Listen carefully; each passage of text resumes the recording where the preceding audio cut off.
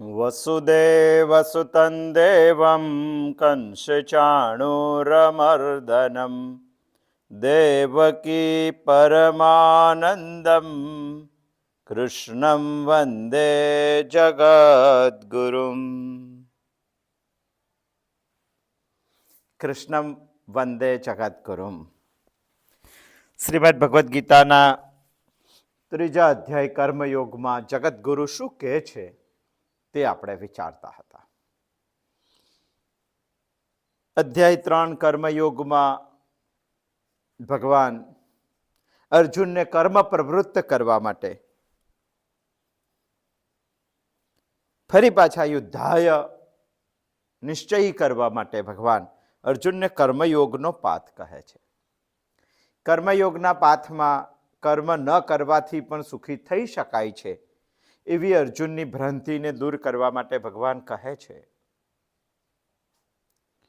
કે કર્મ તો બંધનરૂપ છે જ, પરંતુ મનુષ્ય કર્મ કરવાથી ક્યારેય છૂટી શકવાનો નથી, તેને કર્મ તો કરવું જ પડશે. અર્જુન કહે કે તો પછી શું કરું? તો ભગવાન 9મા શ્લોકથી 15મા શ્લોક સુધી યજ્ઞાર્થ કર્મ કરવાની ઉપદેશ આપે છે.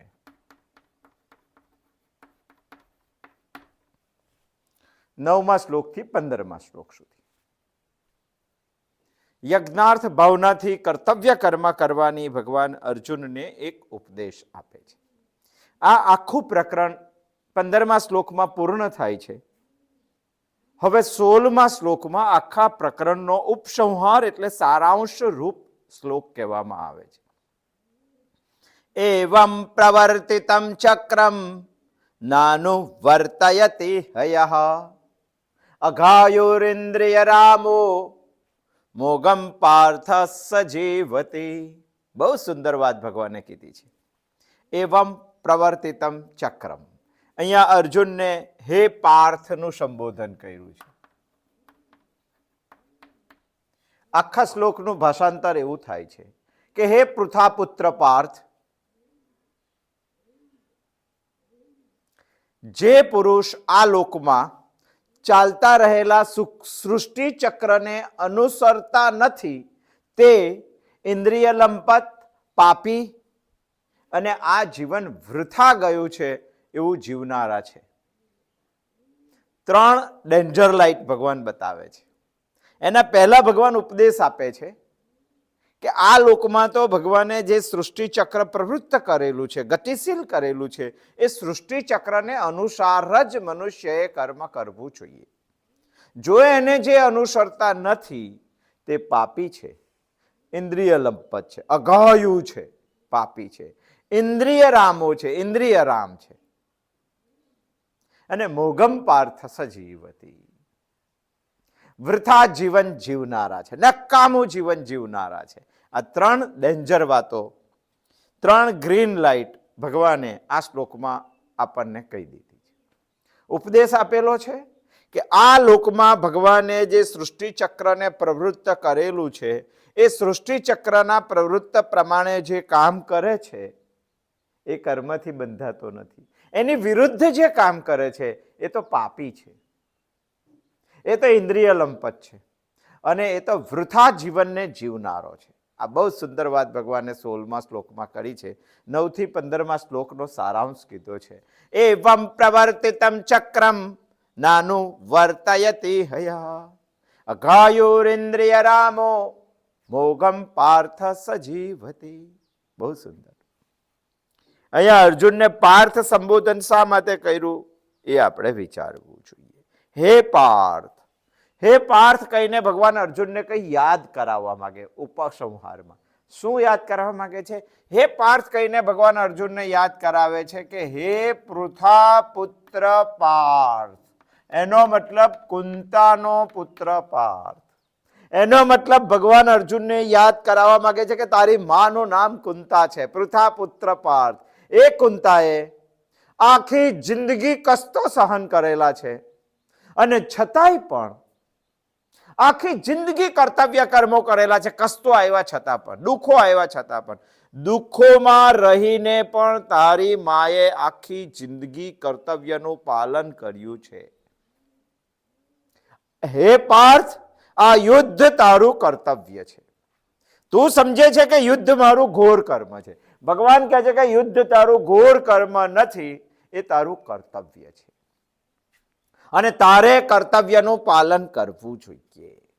એનો મતલબ તારે સૃષ્ટિને, ચક્રને, ભગવાને ગતિ કરેલ ચક્રને અનુસરવું જોઈએ. અને જો તું નહીં અનુસરે તો તું પણ પાપી છે, ઇન્દ્રિય લંપટ છે અને આ તારું જીવન વ્યર્થ ગયું છે. બહુ સ્પષ્ટ ભગવાન કહેવા માંગે છે, હે પાર્થ કહીને.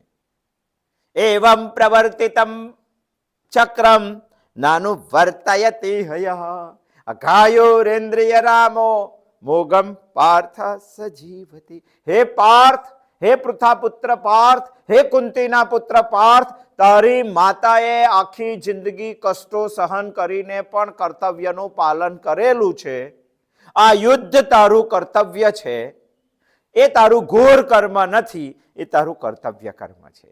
તારે પણ કર્તવ્ય કર્મનું પાલન કરવું જોઈએ. અને જો તું કર્તવ્ય કર્મનું પાલન ના કરે તો તું પાપી છે, તો તું ઇન્દ્રિય લંપટ છે અને તો આ તારું જીવન વ્યર્થ છે, એવું ભગવાન આ શ્લોકમાં કહેવા માંગે છે. 16મા શ્લોકમાં 9 થી 15 સારાંશ છે. 9 થી 15 સારાંશ છે. બહુ સુંદર વાત ભગવાને આ શ્લોકમાં આપણને કરી દીધી છે અને તે વાત આપણે બધાએ બહુ સુંદર રીતે સમજવી પણ જોઈએ અને વિચારવી પણ જોઈએ. 9 થી 15 ભગવાને શું કીધું? 9 થી 15 ભગવાને એટલું કીધું, એક વાત નિશ્ચિત કરી કે ક્યારેય પણ માણસ કર્મ કર્યા વગર રહી શકે નહીં. કર્મ કરવું જ પડશે, કારણ કે પ્રકૃતિજન્ય ગુણોથી માણસ પરવશ છે. એટલે કર્મ તો એનાથી થયા જ જશે, કરવું જ પડશે. કેમ? ભગવાન તો તે પણ કહે છે કે કર્તવ્ય કર્મ નહીં કરો તો જીવન નિર્વાહ પણ સંભવ નથી. તારો જીવન નિર્વાહ પણ શક્ય નથી જો કર્તવ્ય કર્મ નહીં કરે તો. પણ અર્જુનને કર્તવ્ય કર્મ એટલા માટે નથી કરવું કે ભગવાને તો કહી દીધું છે કે કર્તવ્ય કર્મ જે કર્મ કરે છે, કર્મણા બધ્યતે જંતુઃ. ભગવાને તો બહુ સ્પષ્ટ કહી દીધું છે, કર્મણા બધ્યતે જંતુઃ. કર્મો કરીને જીવ બંધનમાં પડે જ છે. અર્જુન કહે છે કે મારે બંધનમાં પડવું નથી. ભગવાન કહે છે કે કર્મ તો કરવું જ પડશે, જીવન નિર્વાહ એના વગર તો સંભવ નથી. તારાથી કર્મ તો થઈ જ જશે, તો પછી એમાંથી કરવું શું? કર્તવ્ય થઈ જશે તો કર્મથી મારે બંધનમાં થવું નથી. અને ના થવું હોય તો ભગવાને એક ઉપાય બતાવ્યો છે, યજ્ઞાર્થ કર્મ કર. નિયતમ કુરુ કર્મત્વમ. એનાથી આગળ જઈને ભગવાન કહે છે કે યજ્ઞાર્થ કર્મ કર. અને 9મા શ્લોકથી ભગવાને આ ઉપદેશની શરૂઆત કરી 15મા શ્લોક સુધી. એટલા માટે યજ્ઞાર્થ કર્મનો ઉપદેશ આવ્યો છે. યજ્ઞાર્થ કર્મ એટલા માટે કરવું જોઈએ કે ઈશ્વરે આ સૃષ્ટિની રચના જ યજ્ઞાર્થ કરેલી છે. ઈશ્વરે સૃષ્ટિ રચના જ યજ્ઞાર્થ કરેલી છે. બહુ સુંદર વાત છે. સૃષ્ટિ ટકી રહે, યજ્ઞાર્થ ભાવના ટકી રહે માટે આ સૃષ્ટિમાં દરેક જીવને યજ્ઞાર્થ ભાવ સાથે જ જન્મ આપ્યો છે.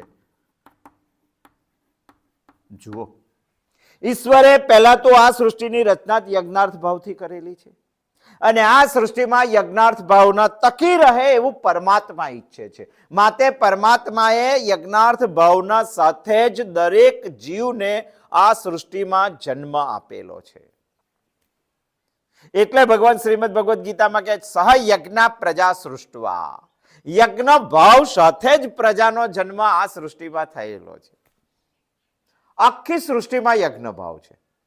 ઈશ્વરે દરેકને કર્તવ્ય કર્મ નક્કી કરેલા છે. યજ્ઞાર્થ ભાવ એટલે કર્તવ્ય કર્મ.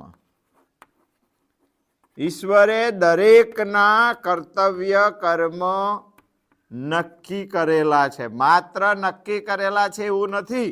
ઈશ્વરે દરેકને કર્તવ્ય કર્મ વિભાજિત કરી આપેલ છે, સોંપી આપેલ છે, વહેંચી આપેલ છે. તારું આ સૃષ્ટિમાં શું કર્તવ્ય કર્મ છે એ ભગવાને સોંપી દીધેલું છે. અને બરાબર આ સોંપેલા કર્તવ્ય કર્મો પ્રમાણે આ સૃષ્ટિનું ચક્ર ચાલે છે. તમે કહેશો કે એવું ના હોય. કેમ ના હોય? આ સૃષ્ટિમાં જીવ માત્ર, જો આ મુદ્દા બધા વિચારવા જોઈએ, પોતાના બચ્ચાની સાર સંભાળ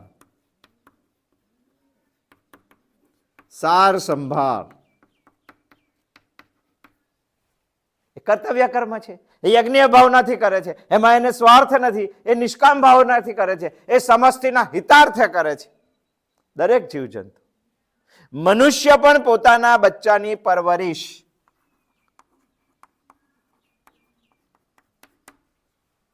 જીવજંતુ એટલે પ્રાણી માત્ર એમાં આવી જાય. મનુષ્ય પણ પોતાના બચ્ચાની પરવરિશ યજ્ઞીય ભાવનાથી કરે છે. બધા બહુ કર્તવ્ય કર્મ મનુષ્યને તો વિભાજિત કરી આપેલા છે પરમાત્માએ. દરેક મનુષ્યએ વિચારવું જોઈએ.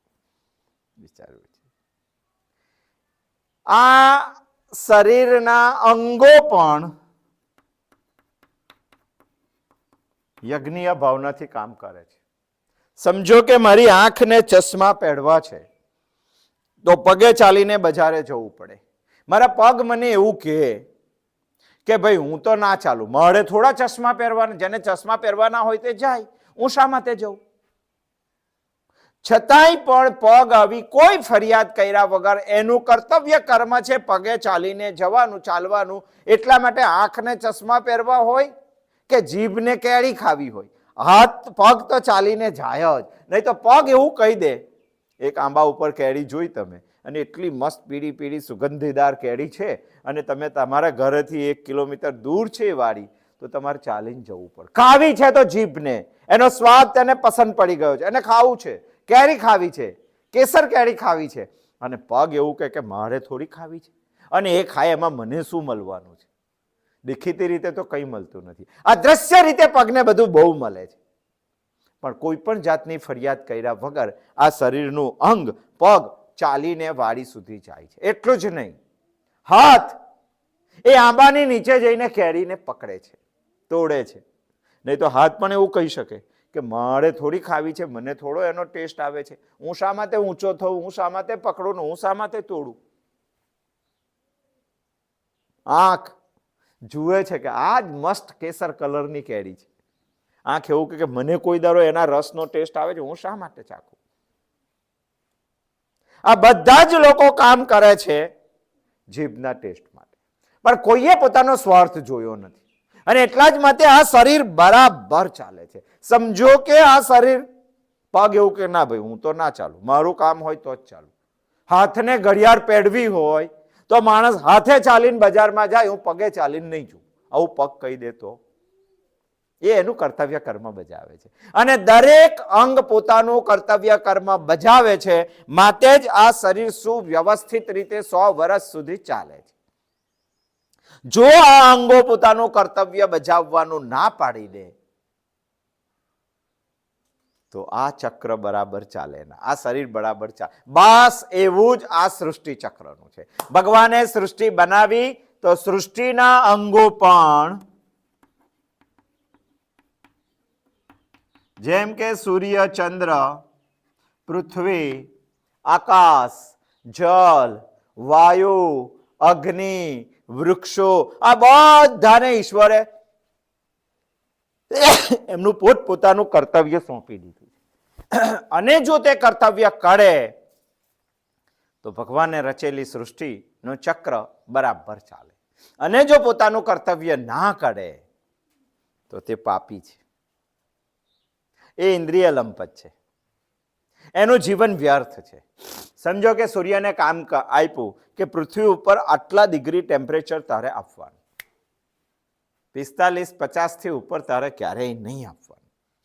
અને સૂર્ય નક્કી કરી આપ્યું કે આ જ રેખામાં ચાલવાનું, એનાથી થોડો નજીક જો પૃથ્વીની આવે તો પૃથ્વી પરના જીવજંતુને બાળી નાખે. ઈશ્વરે નક્કી કરી આપેલું કર્તવ્ય છે. અગ્નિ, વાયુ, આ બધાને ઈશ્વરે નક્કી કરી આપેલા કર્તવ્યો છે. ચંદ્રને પણ નક્કી કરી આપેલું. એનાથી નજીક જો આવે તો આ દરિયાઓ બધા ઉભરાઈને પૃથ્વીને પ્રલયમાં પ્રવર્તિત કરી દે. એ થતું નથી, કારણ કે સૃષ્ટિના પ્રત્યેક અંગો ઈશ્વરે નક્કી કરી આપેલા ચક્રો નક્કી કરી આપેલા કર્તવ્ય કર્મોની સીમા રેખામાં જ કામ કરે છે. આ સૃષ્ટિ ચક્રમાં ભગવાને જે પ્રવર્તિત કરેલું છે, ગતિશીલ કરેલું છે, એ ગતિમાં જ સમાવિષ્ટ થઈને સૃષ્ટિના પ્રત્યેક અંગો કામ કરે છે. જો એ ગતિને અવરોધરૂપ કામ કરવા લાગે તો સૃષ્ટિમાં જીવન આપણું અસંભવ બની જાય. અને એટલે જ ભગવાન કહે છે, અરે એની વાત તો છોડો, આટલી મોટી વાત કરીએ આપણે, એના કરતા એક નાનકડી વાત કરીએ. એક માનવ સર્જિત યંત્ર, બહુ બીજા બધા યંત્રોની તો વાત નથી કરતા, પણ આપણે મોટર કારની વાત કરીએ. એ તો ઈશ્વરે નથી બનાવી, એ તો મનુષ્ય સર્જિત છે. માનવે બનાવેલી મોટર કાર એક સ્થળેથી બીજા સ્થળે લઈ જવાનું કામ કરે છે. આ મોટર કારમાં કેટલા બધા અંગો છે, અસંખ્ય અંગો છે, અસંખ્ય અંગો. એમાં એક નાનામાં નાનો નટ બોલ હોય, એમાં એક વ્હીલ હોય, 4 વ્હીલ હોય, 4 વ્હીલ કહેવામાં આવે, દરવાજો હોય, સ્ટેરિંગ હોય, એર કુલર હોય, હોર્ન બજાવવાની સ્વિચ હોય, આગળ જોવા માટે કાચ હોય, ઠંડી ના લાગે માટે ચારે બાજુથી બંધ હોય, હેન્ડ બ્રેક હોય, પગની બ્રેક હોય, એક્સિલેટર હોય, ક્લચ હોય, બેસવાની સીટ હોય, બાજુમાં બેસવાની સીટ હોય, સીટ પર બાંધવાનો બેલ્ટ હોય, ઉપર એક સરસ મજાનું રૂફ હોય, કેટલી બધી વસ્તુઓ છે. પિસ્ટન હોય, ડીઝલ પૂરવાની કે પેટ્રોલ પૂરવાની ટાંકી હોય, પાણી સ્ટોરેજ કરવાનું વોટર ટેન્ક હોય, કેટલી બધી અસંખ્ય અંગો ભેગા થઈને એક મોટર કાર બનાવે છે, જે માણસે બનાવેલી છે. અને એ માણસે દરેક અંગોને પોતપોતાનું કામ સોંપી દીધું છે, દરેક અંગોને. અને વિરુદ્ધાભાસ કામ પણ છે. જુઓ, મોટર કારમાં સમજો કે પિસ્ટનને એ કામ સોંપેલું છે કે એક પેટ્રોલનું ટીપું પડે, ફટાકો થાય તો તારે ઉપર નીચે થવાનું, એકને ઉપર નીચે થવાનું છે, વ્હીલને ગોળ ગોળ ફરવાનું છે. કેવું કામ સોંપ! આ નીચેના 4 વ્હીલને આમ ગોળ ગોળ ફરવાનું છે, સ્ટેરિંગને આમ ફરવાનું છે, હેન્ડબ્રેકને ખેંચી રાખવાની છે, એક્સિલેટરને આપવાનું છે. કેટલા બધા વિરુદ્ધાભાસ કામો છે. એક એર કુલર હોય છે, એને ગાડીને ઠંડી રાખવાની છે. એક હીટર હોય છે, એને ગાડીને ગરમ રાખવાની. બધા વિરુદ્ધાભાસ કામો વાળા યંત્રો, સાધનો, અંગો આ ગાડીમાં છુપાયેલા છે. નટબોલ હોય, એને કોઈ પણ વસ્તુને એકદમ ટાઈટ રાખવા, એને પોતાએ ઢીલા પડવાનું નથી, એને પોતાએ ફળવાનું. હવે સમજો કે જો પ્રત્યેક માનવે નિર્માણ કરેલા અંગો આ મોટર કારમાં પોતાને સોંપેલું કર્તવ્ય, માણસે સોંપી જ દીધેલું છે કે આ જ કર્તવ્ય તારે કરવાનું, સોંપેલું કર્તવ્ય બરાબર કરે તો ગાડી આપણને 50 વર્ષ સુધી તમે જ્યાં કહો ત્યાં તમારી સાથે બીજા 4 જણને લઈને જઈ શકે. પરંતુ નાનું વર્તયતિ હયઃ એવમ પ્રવર્તિતમ ચક્રમ. આ ગાડીમાં જે પ્રમાણે મનુષ્યએ સૃષ્ટિના ચક્રોને કે ગાડીના ચક્રોને કામ કરવા માટેનું કામ સોંપેલું છે, એવમ પ્રવર્તિતમ ચક્રમ નાનું વર્તયતિ હયઃ. જો આ ચક્રો કે સાધનો ગાડીને સોંપવામાં આવેલા કર્તવ્ય, પોતાને સોંપવામાં આવેલા કર્તવ્ય પ્રમાણે જ કામ કરે તો બરાબર ચાલે. અને જો પોતાને સોંપવામાં આવેલા કર્તવ્ય પ્રમાણે કામ ના કરે તો એક્સિડન્ટ થાય. એક એક્ઝામ્પલ આપું. સમજો કે ગાડીના વ્હીલને માણસે કામ સોંપ્યું છે કે ભાઈ તારે ગોળ ગોળ ફરવાનું, 4 વ્હીલને, અને તો જ ગાડી આગળ જાય. ગાડીના વ્હીલને પકડી રાખવા માટે 4 નટ ચડાવેલા હોય છે. એ નટને કામ સોંપ્યું છે કે તારે બિલકુલ ફરવાનું નહીં. પણ નટને એક દિવસ વિચાર આવ્યો કે મેં જેને પકડી રાખ્યું છે તે વ્હીલ કેટલું બધું ફળે છે, એના કરતાં હું ક્યારેક ફળું તો. અને એ નટ એક આંટો ફર્યો, ઢીલો થઈ ગયો. ચાલુમાં બીજો આંટો ફર્યો, 10, 11 આંટા નટ ફરી ગયો. અને ફરી ગયો એટલે થાય શું? ગોળ ગોળ ફરવા વાળું વ્હીલ ગાડીથી છૂટું પડી જાય. અને છૂટું પડી જાય તો ગાડી પલટી ખાઈ જાય. પલટી ખાઈ જાય ગાડીમાં બેઠેલા લોકો નુકસાન પામે, મૃત્યુ પણ પામી શકે છે. આ ઇહલોકમાં આ લોકમાં ભગવાને નક્કી કરેલા ચક્ર પ્રમાણે જો 15 લાખની ગાડીમાં 15 રૂપિયાનો એક નથ પણ પોતાનું કામ એને અનુસરતા ના કરે તો એક્સિડન્ટ થઈ શકે છે, મૃત્યુ થઈ શકે છે. બસ એક્ઝેક્ટ ભગવાન આ શ્લોકમાં મને એ જ કહેવા માંગે છે. એવમ પ્રવર્તિતમ ચક્રમ નાનું વર્તયતિ હયા. આ સૃષ્ટિમાં એક ચક્ર ભગવાને ગતિશીલ રાખેલું છે, જેને સૃષ્ટિ ચક્ર કહેવાય, જેને જગત ચક્ર કહેવાય.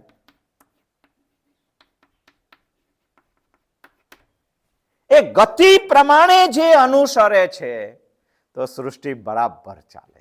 એ ગતિ કરતા વિરુદ્ધમાં જે અનુસરે છે તો વ્હીલ નીકળી જાય ને આ સૃષ્ટિમાં આપણું એક્સિડન્ટ થાય. અને જો એવું જ આપણે કરવાના હોય તો આપણે પાપી છીએ, આપણે ઇન્દ્રિય રામ છીએ, ઇન્દ્રિય લંપત છીએ, અને આપણું આ જીવન વ્યર્થ ગયેલું કહેવાય. હવે પ્રશ્ન ખાલી અહીંયા એક જ આવે છે કે આ ચક્ર એટલે શું, એ આપણે વિચારવું. આ ચક્ર પરમાત્માએ ગતિશીલ કરેલું છે. જુઓ, બહુ ધ્યાન દઈને જોજો. પરમાત્માએ માનવને સર્જન કર્યો છે એવું સમજી લો. માનવ શરીર, બરાબર. હવે આપણે 14-15 શ્લોકમાં જોયું કે આ શરીરમાં એક સમજ નિર્માણ થવી જોઈએ. યજ્ઞીય ભાવનાની સમજ. અને સમજ નિર્માણ થાય તો તમને ખબર પડે કે મારું જે શરીર છે એ અન્નથી નિર્માણ થયેલું છે. કારણ કે આ શરીરમાં પંચકોષ આવેલા છે. આ પંચકોષીય વિદ્યામાં સૌથી પહેલો જો કોઈ કોષ હોય તો અન્નમય કોષ છે. માનવું જ પડે કે આ શરીર અન્નથી ઉભેલું છે. અન્ન વરસાદથી ઉભેલો છે. વરસાદ હોય તો જ અન્ન થાય. ઘણા કે ના, જમીન હોય તો અન્ન થાય, સૂર્યપ્રકાશ હોય તો અન્ન થાય, પૃથ્વી હોય તો અન્ન થાય. આ બધા તો કાયમના છે, નથી થતું. જે દિવસે વરસાદ પડે ત્યારે જ અનાજ થાય છે. એનું કારણ તમારે માનવું જ પડશે. આ બધા કારણોની અંદર વરસાદ સૌથી મોટું કાર્ય છે. વરસાદ યજ્ઞથી થાય છે. યજ્ઞ નિષ્કામ કર્મથી થાય છે. નિષ્કામ કર્મ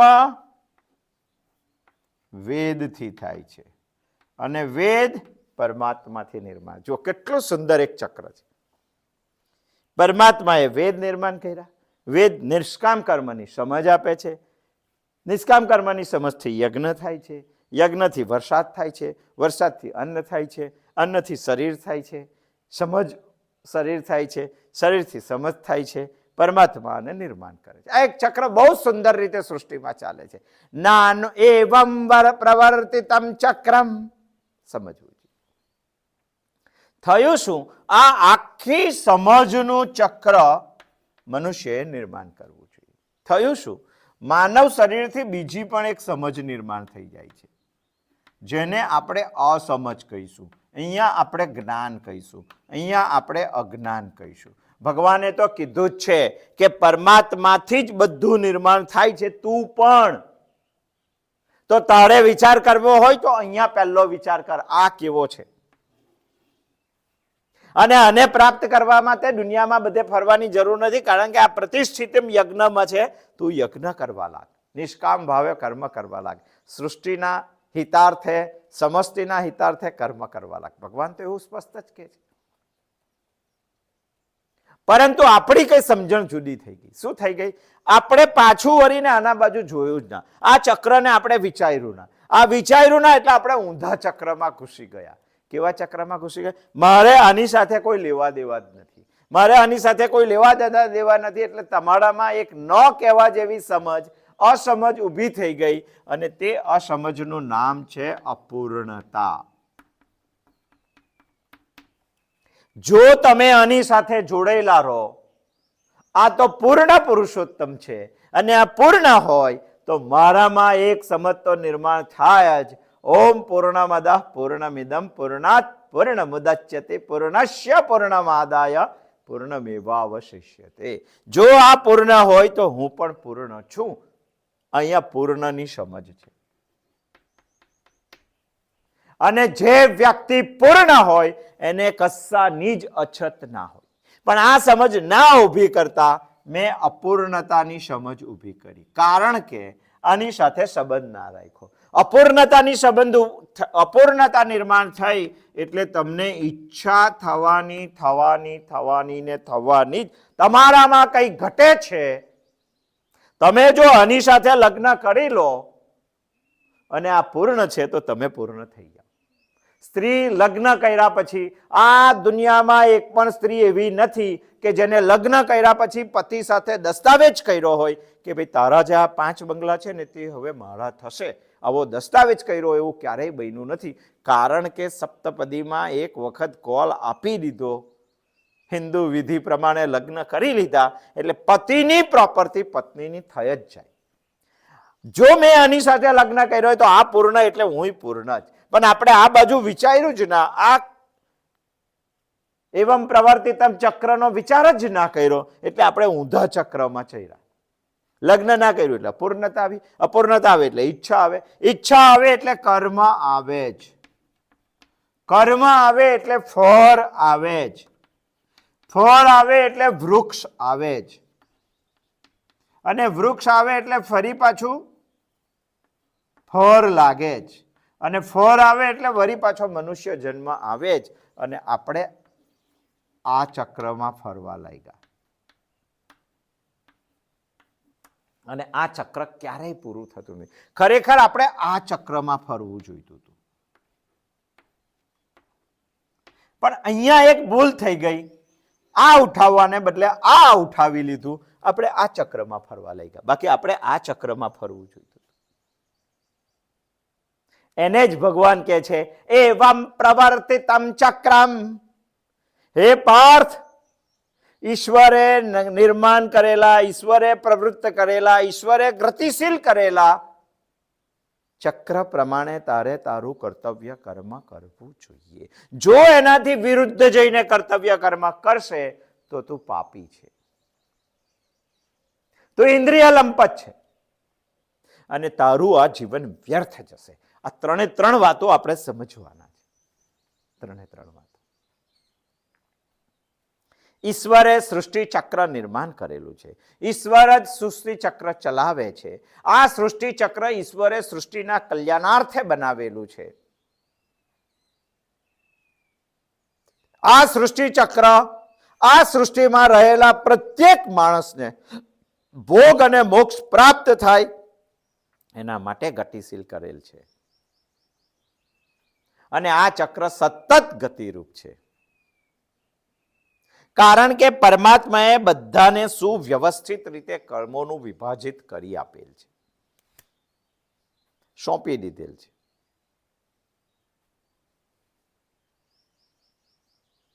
આ શ્લોકમાં ભગવાને સારાંશ રૂપે કર્તવ્ય કર્મ કરવાનો આદેશ આપી દીધો છે આપણે. અને જો નહીં કરો તો લાલ બત્તી પણ બતાવી દીધેલી છે. તું પાપી છે, તું ઇન્દ્રિય લંપટ છે. અને સમજ, જો આ ચક્રને ના સમજો ને આ પ્રમાણે કામ ના કર્યું તો તું આ તારું જીવન વ્યર્થ ગુમાવીશ. આ 3 વાતો ભગવાને કરી દીધી. આ લાલ બત્તીનો પણ આપણે વિચાર કરવો છે. પણ આપણે એ વિચાર કરવો છે કે ખરેખર આ સૃષ્ટિમાં ભગવાને બનાવેલા ચક્ર પ્રમાણે કોઈ જીવવું છે ખરું? અને જીવવું છે તો એનું પરિણામ શું આવેલું છે? આ વાત પણ આપણે સમજવી છે. આવતા સોમવારે આવશું, આના માટે આગળની કોઈ વાત આપણે સમજશું. એવમ પ્રવર્તિતમ ચક્રમ નાનું વર્તયતિ હયઃ ગાયોરિન્દ્રિય રામો મોઘમ પાર્થ સજીવતી. બહુ સુંદર વાત ભગવાને કીધી, સમજવા જેવી વાત ભગવાને કીધી છે. સમજાઈ જાય તો આપણા માટે ગીતા અહીંયા જ પૂરી થઈ જાય છે. પણ ભગવાનને ખબર છે કે 700 વખત સમજાવવું પડશે, માટે ગીતા 700 શ્લોક સુધી લંબાઈ છે. અસ્તુ. જય શ્રી કૃષ્ણ.